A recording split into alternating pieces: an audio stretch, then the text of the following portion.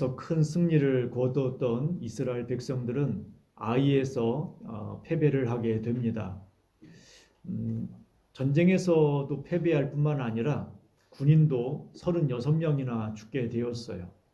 여리고성에서는 한 명도 죽지 않았는데 그것보다 훨씬 작은 아이성에서는 패배할 뿐만 아니라 큰 손해를 그들이 경험하게 되었습니다. 이것으로 백성들의 사기가 떨어졌고 그리고 앞으로 가나안 정복에 대한 어려움도 예상이 되었어요. 여러분 사실 살다 보면 실패하고 싶은 사람이 어디 있겠습니까? 근데 실패 자체도 우리를 고통스럽게 하는데 근데 그것뿐만 아니라 우리의 마음을 높게 해요. 한마디로 사기를 떨어뜨린단 말이죠. 힘을 내서 그 다음 일을 하기에도 두려움을 갖게 합니다. 앞에 실패했던 경험이 우리를 위축하게 만들기 때문인 것이죠. 여리고성 같은 경우는 점령하기가 거의 불가능한 곳이었는데 거기는 아주 쉽게 점령했던 반면에 아이성에서의 실패는 그들이 생각했던 것하고 다른 그런 결과를 맞이하게 되었어요. 그들이 예상했던 것하고 다른 패배를 경험하게 되었죠. 지난 시간에 우리가 이스라엘이 왜 패배를 했는지 살펴보았는데 첫 번째는 죄 때문에 그렇습니다. 우리가 실패를 경험할 때에 우리는 제일 먼저 우리 자신을 살펴보아야 합니다. 왜냐하면 실패의 원인 중에 하나는 죄로부터 생기기도 하기 때문이죠. 모든 실패가 죄 때문이다라고 말할 수는 없어요. 모든 실패가 죄 때문이다. 그렇진 않습니다. 하지만 어떤 실패는 죄로 말미암아 오는 것입니다. 모든 실패가 마귀로부터 오는 것은 아닙니다. 하지만 어떤 실패는 마귀로부터 옵니다.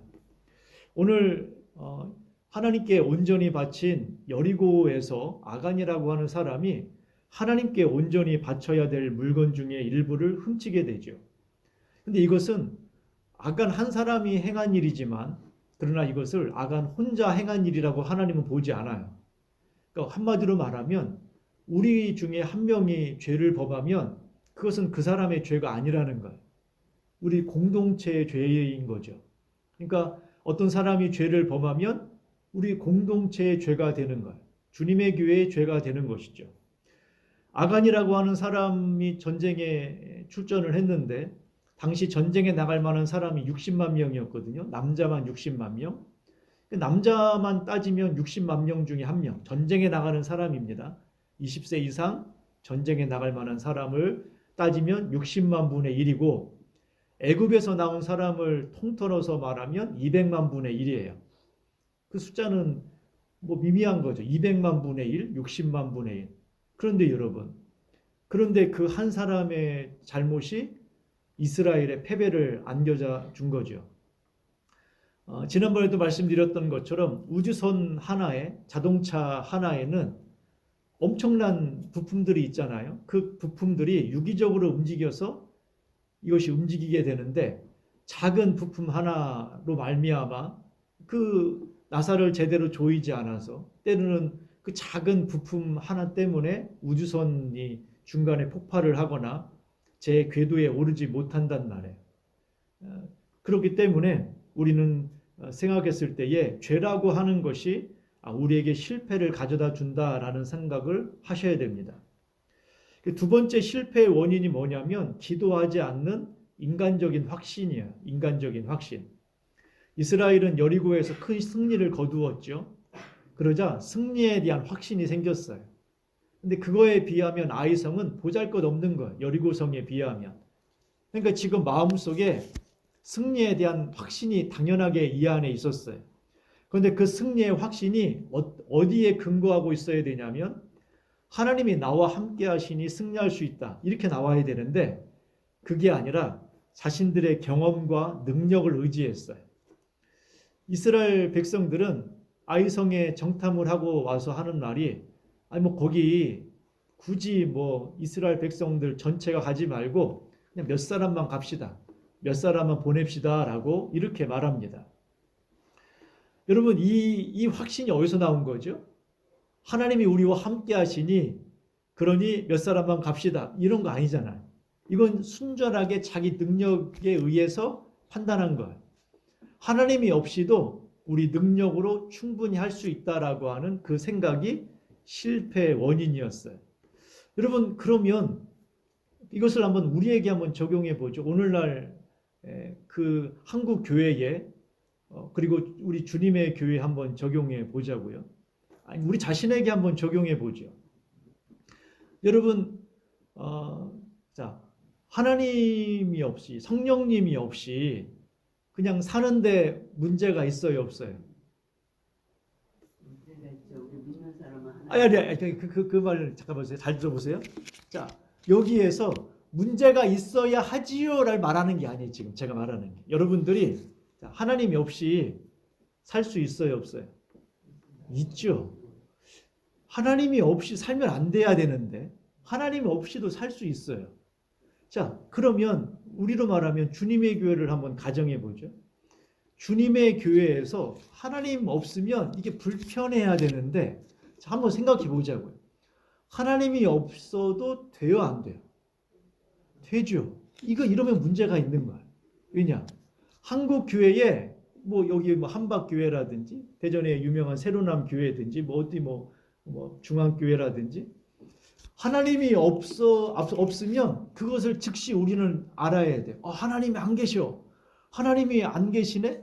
그리고 그것이 우리에게 불편함이 되어야 되고 이것이 우리에게 뭐가 되어야 되냐면은 이게 엉망이 되는 상황이 돼야 되는데 이스라엘 백성들처럼 전혀 문제가 되지 않아요. 하나님 없이도 우리 충분히 가능하잖아.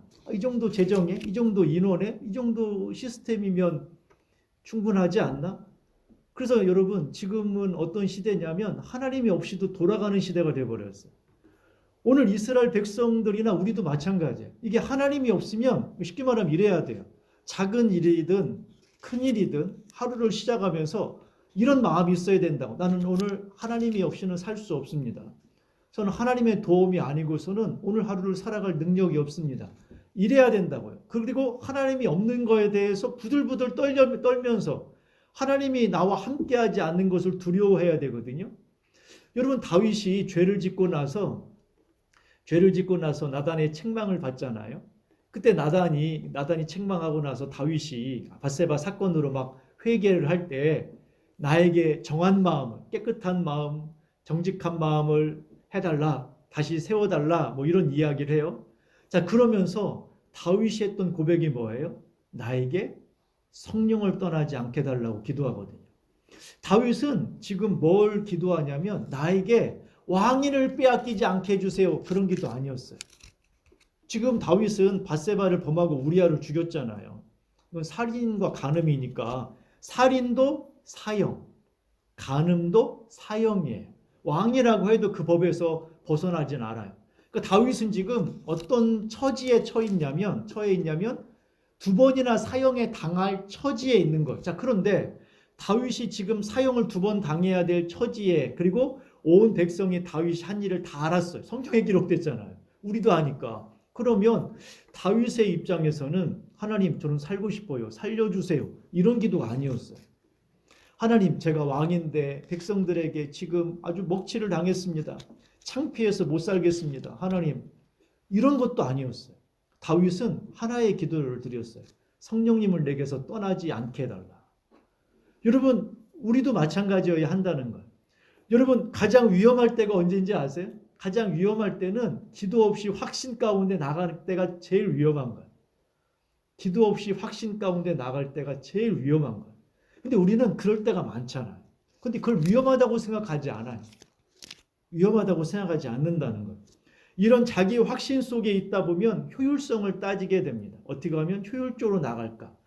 아니, 그 800m 고지에 있는 아이성에 굳이 60만 명이, 아니 제가 봤을 때는 3,000명 보낸 걸 보면 한 500명이나 있었을 거예요.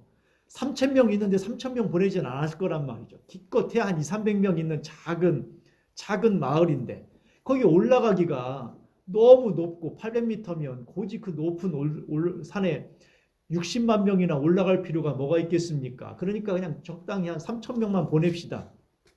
3천 명 보낼 때 아주 엘리트를 보냈을 거예요. 우리로 말하면 특수부대 같은 사람들을 보냈을 거예요. 근데 여러분, 그것은 인간적인 방법이에요. 나중에 아이성 실패하고 나서 하나님이 아이성을 정복하러 갈 때 전체가 다 올라가라고 했어요. 60만 명이. 여러분, 우리가 봤을 때 하나님 안에 있는 것과 하나님 바깥에 있는 것은 몇 가지로 구분이 돼요. 하나님 바깥에 있을 때, 하나님이 없을 때에는 어떤 마음이 생기냐면 마음 가운데 불편하지 않아요, 그냥. 도리어 하나님이 있는 것이 불편하게 되고 죄를 가까이 하게 되죠. 그런데 다윗처럼 여러분, 하나님이 없으면 나는 살 수가 없다라고 하는 그런 마음으로 우리가 살아가야 한다는 거예요. 이스라엘의 실패의 원인은 인구가 적어서가 아니에요. 여러분, 그들의 실패는 뭐냐면 기도 없이 확신 속에 살아갔기 때문에 실패한 거예요. 또 세 번째 이들이 실패했던 이유는 뭐냐면 하나님이 항상 자기 편인 줄 알았어요. 하나님이 자기 편인 줄 알았어요. 여리고성 점령하는 가운데 큰 승리를 거두었죠. 근데 그 승리 가운데 죄를 짓게 됩니다. 죄를 짓고 나서 하나님이 더 이상 그들과 함께하지 않았어요. 그런데 이스라엘 백성들은 하나님이 자신과 함께하는 줄 알았어요. 여러분, 오늘 12절 그 앞전에 한번 볼까요? 12절 보세요. 12절에 보면 7장 12절에 그러므로 이스라엘 자손이 그들의 원수 앞에 능히 맞서지 못하고 그 앞에서 돌아섰나니 이는 그들로 온전히 바친 것이 됨이라. 그 온전히 바친 물건을 너희 중에서 멸하지 아니하면 내가 다시는 너희와 함께 있지 아니하리라. 여러분, 하나님이 늘 함께하는 건 아니에요. 하나님은 뭐와 함께하냐면 거룩함과 함께해요. 거룩함과 함께한다고요. 그러니까 우리가 거룩해야만 하나님이 우리와 함께하시는 거예요. 하나님이 우리와 함께하신다는 거죠. 그때 이스라엘 백성들은 그런데 그렇게 생각하지 않았어요. 내가 어떻게 하든 하나님 무조건 나와 함께한다고 생각했단 말이에요. 이게 실패의 원인이에요. 그렇지 않아요, 여러분. 그래서 우리는 항상 어떻게 해야 되느냐? 내가 하나님이 내 편이냐? 여러분, 이걸 생각하는 게 아니라 내가 하나님 편인지를 생각해 봐야 돼. 내가 하나님 편에 서 있는가? 내가 지금 하는 일들이 내가 하나님 편에 서 있는 일들인가? 내가 하는 이 결정이 하나님 편에 서 있는 결정인가를 생각해 보셔야 한다는 거죠. 자, 여호수아가 아이성 실패를 경험하고 나서 하나님께 엎드려 막 통곡을 하며 기도를 합니다. 그러니까 하나님이 일어나라 라고 말했어요. 일어나라. 일어나라 라는 말은 단순하게 그 마음을 추스려라 그런 말이 아니에요. 네가 운다고 엎드려 있다고 이 문제가 해결되는 게 아니에요. 여러분, 기도해도 해결이 안 될 때가 있어요. 오늘 여호수아가 하나님께 막 기도하잖아요. 그런데 하나님 뭐라고 말씀하셨냐면 네 기도를 듣고 내 이제부터 승리를 줄게. 그렇게 말씀하지 않았어요. 하나님이 명확하게 뭐라고 말하냐면 너희 안에 이 문제를 해결하기 전까지는 나는 너희와 함께하지 않겠다라고 말씀하셨단 말이에요. 지금 너 일어나서 이 문제를 해결하라는 거예요. 지금 이 죄를 해결하라는 거예요. 그래야만 하나님이 함께하시겠대요. 자, 그러니 여러분, 기도가 왜 필요하냐? 기도하면 만사형통 그게 아니라 기도해야만 답이 보여요. 기도해야만 길을 알 수가 있단 말이에요. 그래서 기도하는 거예요. 그런데 기도했다고 해서 만사형통이 되는 게 아니라 기도는 문제를 해결할 능력을 얻는 거죠. 문제를 볼 수 있는 통찰력이 생기는 거고 기도하면 문제를 해결할 능력이 내 안에 생기는 거예요. 자, 그럼 내가 기도하면 다 만사형통 그거 아닙니다. 그래서 여러분들이 기도하면 만사형통, 기도하면 다 해결돼. 이 말을 오해하고 있어요. 그 말이 틀린 말은 아니에요. 그런데 여러분, 기도하면 그냥 나는 기도만 하면 나는 아무것도 안 해도 다 해결된다. 이런 말을 하는 게 아니라 기도하면 답이 보이기 시작한다는 말. 보이지 않는 것이 보이고 그것을 두려워했던 내가 용기를 갖게 되고 하나씩 하나씩 문제를 해결할 지혜를 갖게 된다는 말이에요. 그래서 그 문제를 해결하러 갈 때에 그 문제가 해결되는 거예요. 그게 하나님의 방식이고 원리란 말이죠. 요즘 삼성 반도체 막 이런 이야기를 하다 보면 꼭 나오는 장면 하나가 있어요. 반도체 만드는 그 화면이 뉴스에 이렇게 나올 때가 있거든요. 그럼 사람들이 전체를 막 뒤집어 쓰고 있어요. 무슨 비닐 옷 같은 걸 갖다가 전체를 다 쓰고 마스크도 쓰고 하는 모습들을 보게 됩니다. 왜 그러냐면 반도체를 만드는 그 공정에서 이제 한 30cm 있잖아요. 가로, 세로, 높이 한 30cm 되는 이 정도 공간에 머리카락 굵기에 100분의 1 되는 먼지가 10개만 되더라도 이 불량률이 엄청나게 치솟는데, 이런 머리카락을 단면을 자른다고 생각해 보세요. 머리카락 제대로 보이지도 않잖아요. 그것의 100분의 1 되는 눈에는 보이지도 않는 이 먼지가 여러분 10개만 있어도 수천만 원짜리 반도체를 쓸 수가 없단 말이에요. 그래서 철저하게 그 안에 들어갈 때는 먼지가 하나도 있지 않도록, 다른 건 말할 것도 없고 먼지 자체가 떨어지지 않도록, 발생하지 않도록 그렇게 철저하게 관리를 하는 거죠. 여러분, 우리가 봤을 때 아이성의 실패에서 하나님께서 이 실패를 해결하는 방법이 뭐냐면 전략이 틀렸어. 또는 야, 군사가 너무 적었어. 군사를 보강해. 이런 식이 아니었어요. 하나님이 이 전쟁에서 승리하려면 뭘 하라고 말하냐면 거룩하라고 말해요. 승리의 비결이 여러분 군사를 많이 더 보내는 것이나 전략을 수정하는 게 아니에요. 거룩이에요, 거룩. 여러분, 답을 하나님으로부터 우리가 답을 얻기 위해서, 하나님으로부터 우리가 문제를 해결받기를 원한다면 거룩이 먼저예요, 거룩. 거룩이 먼저란 말이에요. 자, 13절 보세요. 자, 13절. 너는 일어나서 백성을 거룩하게 하여 이르기를 너희는 내일을 위하여 스스로 거룩하게 하라. 자, 너희는 거룩하라 라는 두 번이나 말씀하셨어요. 너희는 거룩하라. 자, 이스라엘 하나님 여호와의 말씀에 이스라엘아 너희 가운데 온전히 바친 물건이 있나니 너희가 그 온전히 바친 물건을 너희 가운데에서 제하기까지는 내 원수들 앞에 능히 맞서지 못하리라. 자, 뭐가 있지 않으면 이길 수 없다고요? 거룩하지 않으면 너희들은 이길 수 없다. 명확하게 이야기하셨어요. 거룩이라는 것은 뭐냐면 여러분, 구분한다는 거예요. 구분한다. 하나님의 것과 내 것을 구분하는 것. 하나님을 따르는 삶과 죄의 삶을 구분하는 것. 그런데 여러분, 아간의 문제가 뭔지 아세요? 이 경계를 허물어 버렸어요. 자, 분명히 여리고성에서 뭐라고 말했냐면 여리고성은 하나님께 드리는 첫 열매이고 이건 모두 하나님께 바치는데, 여러분 하나님께 바치는데 어떻게 바치느냐면 죄악을 완전히 멸함으로 바치는 거예요. 죄를 완전히 진멸해서 바치는 거란 말이에요. 죄를 완전히 제거해서 바치는 방식이에요. 자, 그런데 여러분 아간이라고 하는 사람이 어떻게 했느냐? 그 경계를 허물고 있단 말이에요. 하나님의 것과 자기의 것의 경계를 허물었어요. 죄는 거기에서 생겨요, 여러분. 뭐냐면 죄라고 하는 것은 뭐냐면 딱 경계가 있어요, 경계가. 그런데 내가 경계를 넘어가고 싶어. 그렇지 않아요. 우리 마음속에 경계를 넘어가고 싶단 말이에요. 경계를 넘어가면 안 되는데 하나님이 정하신 경계를 넘어가려고 해, 내 마음이. 죄가 나로 하여금 경계를 넘어가게 한다니까. 그래서 죄를 짓는 사람, 하나님 모시에 거룩하지 않다. 거룩하지 않다란 말이 다른 게 아니에요. 경계가 없는 거예요, 경계가. 여러분, 요셉이라고 하는 사람이 보디발의 아내가 유혹하잖아요. 그러자 요셉이 뭐라고 말합니까? 나는 하나님 앞에 죄를 범할 수 없다라고 명확하게 말하잖아요. 그에게는 경계가 있었어요, 경계가.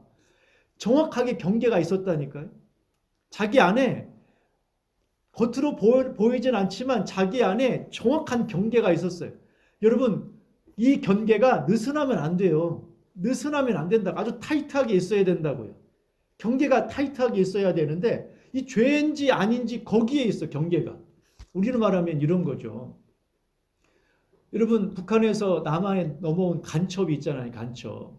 몸은 여기에 있는데 사상과 지배를 받고 통치를 받는 것은 북한이죠. 북한의 지배를 받고 있어요. 몸은 여기에 있는데. 여러분, 경계가 허물어진 거 아니겠습니까? 정확하게 남한은 남한 사람으로 살아야 되는데 북한에서 넘어와서, 만약에 북한에서 넘어와서 몸은 남한에 있지만 지금 그 경계가 허물어져 있는 거죠. 우리도 마찬가지. 여러분, 경계가 있어야 돼요. 믿음에 있어서 경계가 있어야 된다고요. 하나님께서 정하신 경계가 내 안에 분명하게 있어야 돼요. 아간의 문제는 뭐냐면 그 경계를 허물어 버렸어요. 하나님의 것이라고 정해놓은 것을 그냥 내 것이라고 생각했단 말이에요. 예. 여러분 그거 아닙니다. 정확하게 경계가 있어야 돼요. 아간의 모습은 그런 경계를 허물어 버렸어요. 자, 그런데 하나님께서 내일을 위해서 너희들 거룩하라 라고 말씀하시고 나서 내일 할 일을 말씀하십니다. 그게 뭐냐면 각 지파별로 제비를 뽑을 거래요. 먼저 지파를 뽑으면 지파가 앞으로 나와라. 지파 안에 있는 사람들 중에서 또 제비를 뽑으면 이제 족속별로 나와라. 족속별로 또 지파를 뽑으면 가문별로 나와라. 가문에서 제비를 뽑으면 한 집안 사람들이 나오고 집안에 있는 남자들이 나와서 제비를 뽑아 내가 누가 잘못을 범했는지 정확하게 꼬집어서 이야기를 하겠대. 여러분 한번 생각해 보세요. 60만 명이 아니라 200만 명이죠. 200만 명. 200만 명의 사람들이 지금 모여 있는 상황인데 제비를 뽑아 죄를 지은 사람을 뽑아내겠대요. 야, 여러분 이거 참 심각한 상황 아닙니까?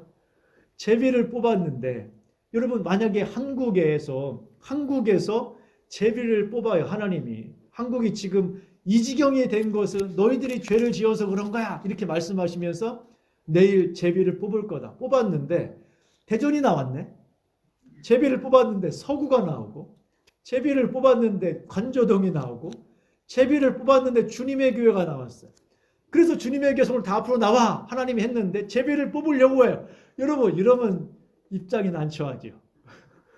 입장이 난처하잖아요. 하나님은 회개를 할 때에 주님 그냥 제가 잘못한 게 있으면 용서해 주시고 아니에요. 그거 아니에요. 정확하게 지금 추적해 나가고 있어요.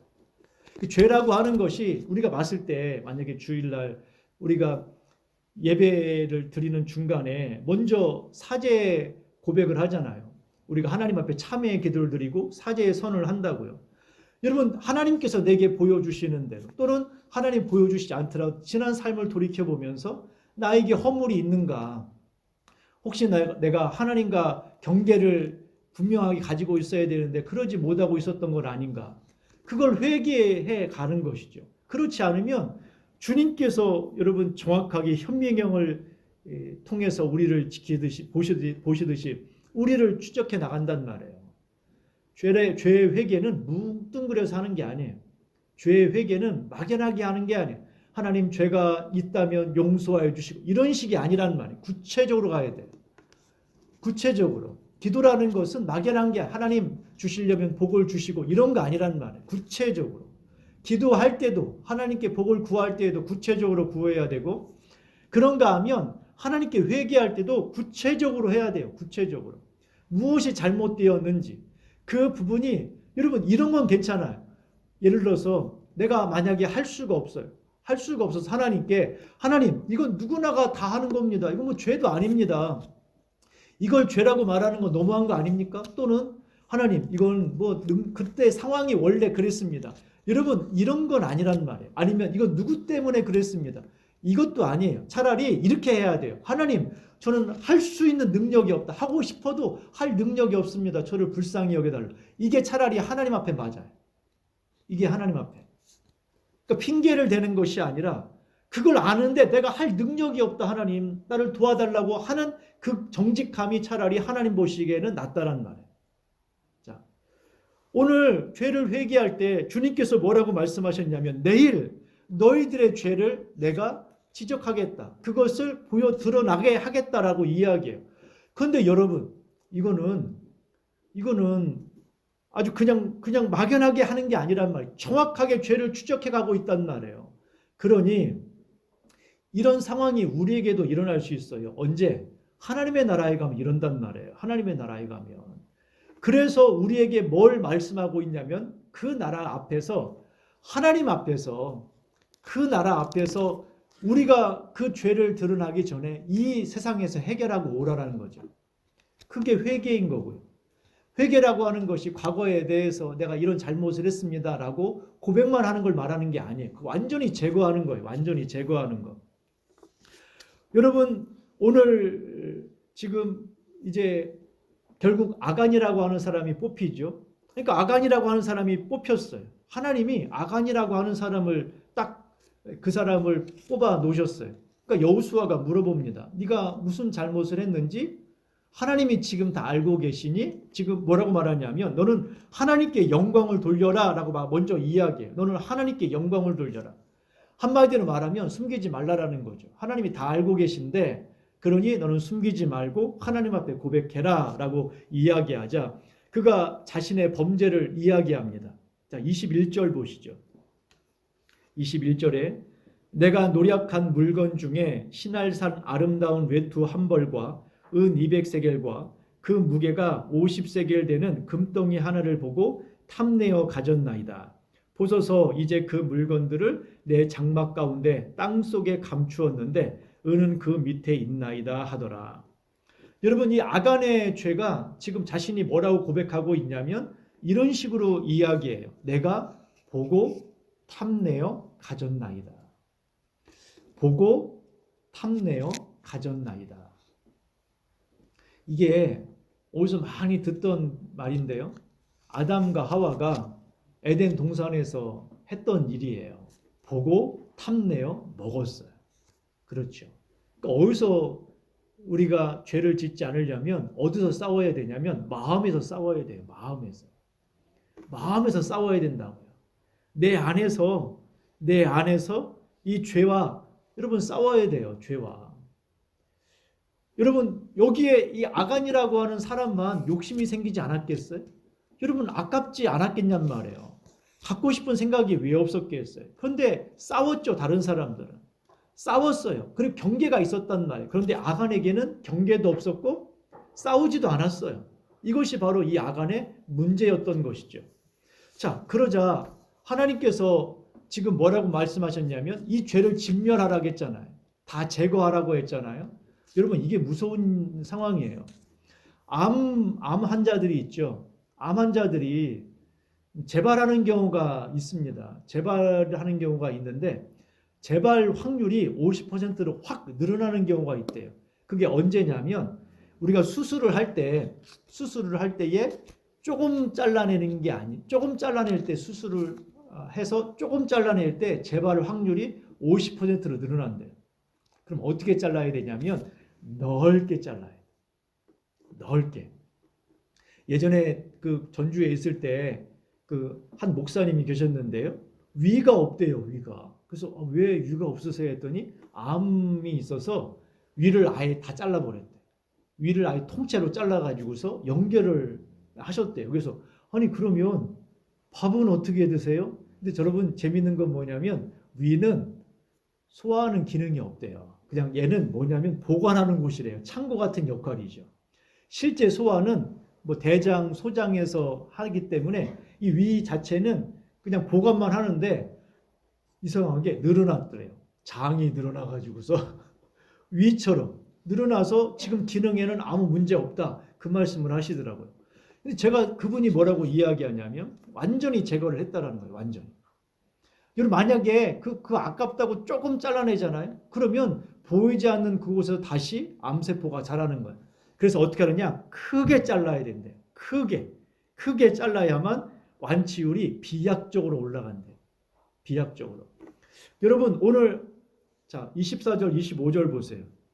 24절 25절에 보면 여호수아가 이스라엘 모든 사람과 더불어 세라의 아들 아간을 잡고 그 은과 그 외투와 그 금덩이와 그의 아들들과 그의 딸들과 그의 소들과 그의 나귀들과 그의 양들과 그의 장막과 그에게 속한 모든 것을 이끌고 악을 골짜기로 가서 여호수아가 이르되 네가 어찌하여 우리를 괴롭게 하였느냐 여호와께서 오늘 너를 괴롭게 하시리라 하니 온 이스라엘이 그를 돌로 치고 물건들도 돌로 치고 불사르고.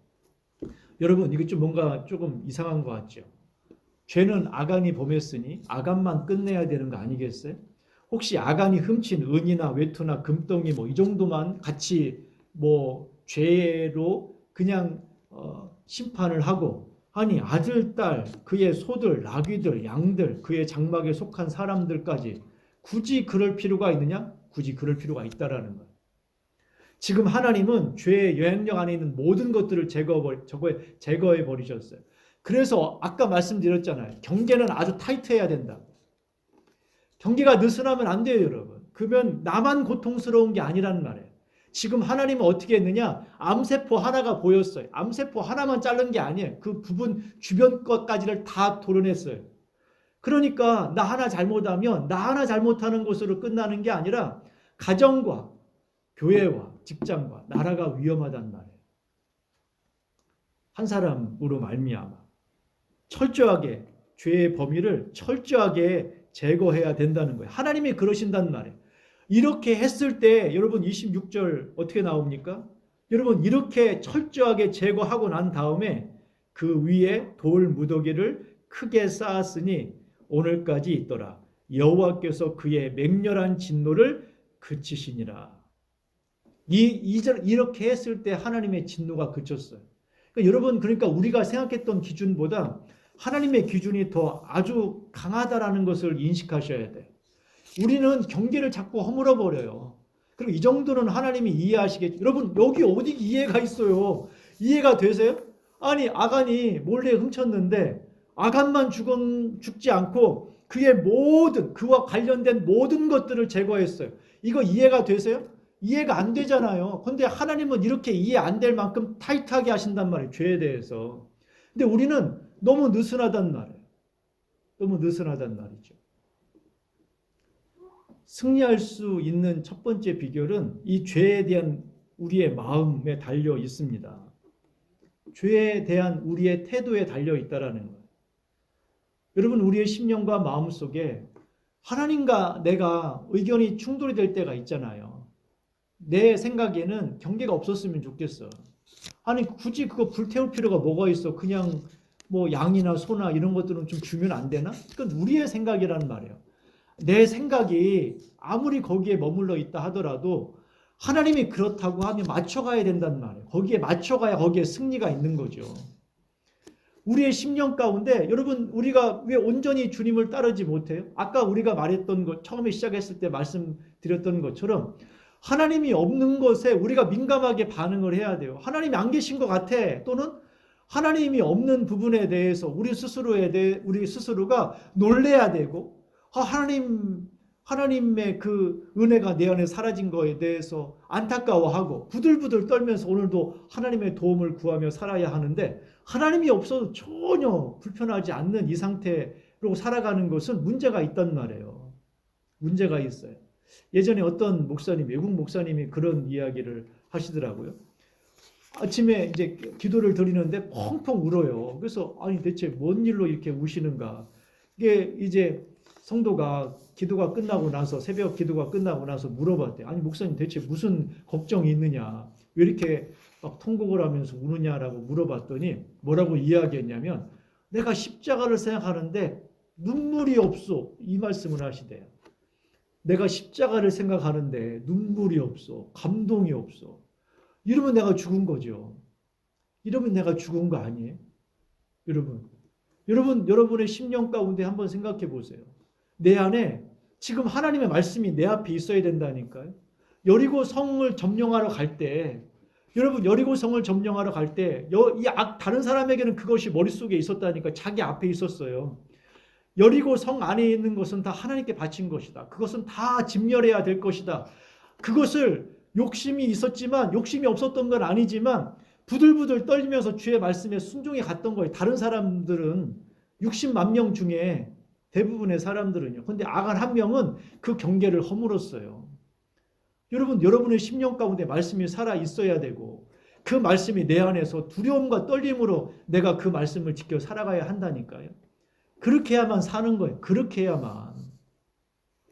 경계를 허물지 마시고 우리의 인간적인 생각을 가지고 살아가지 마시고 그것이 나에게 맞지 않고 이해가 잘 안 된다 하더라도 하나님 말씀을 붙들고 그 말씀을 따라 오늘도 살아가는 우리가 되기를 소망합니다.